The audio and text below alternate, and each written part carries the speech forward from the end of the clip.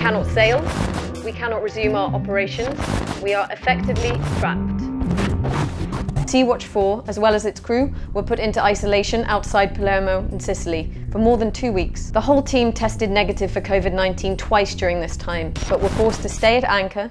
They were denied a crew change and were unable to continue their passage to Spain. This is now the 5th rescue ship to be detained in an Italian port in as many months.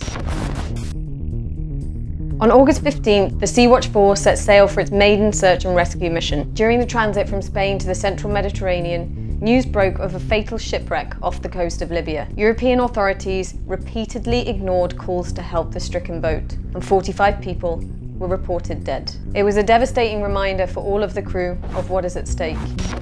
Over the next 7 days, we rescued 354 people in 4 separate life-saving operations, including the transfer of 152 people from the Louise Michel. These aren't just numbers. These are men and women, children, pregnant mothers, elderly people, people with disabilities. Almost 100 of those we rescued were aged under 18 and travelling alone, kids and teenagers without their parents. The youngest person on board was just 10 months old.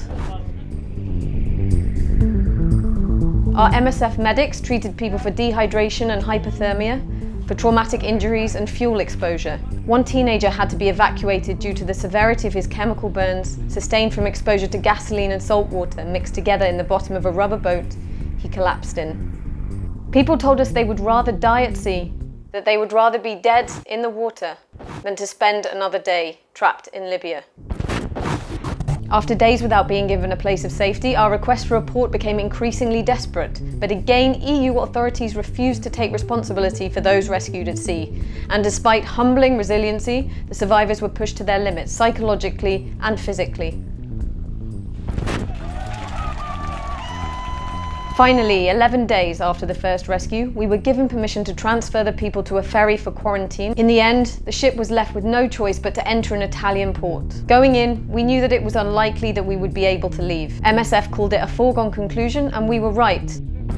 Legitimate maritime procedures are being manipulated and abused by Italian authorities. Inspections of NGO vessels are becoming a way to block search and rescue efforts. From Moria to the Mediterranean, Europe's approach to migration has been to systematically trap and push back and abandon people, whether that is leaving them to die at sea or holding thousands of men, women and children in appalling conditions in camps on the Greek islands. Europe is disregarding its legal and moral duty to save lives by opting yet again to impose abusively bureaucratic and administrative measures on another life-saving ship.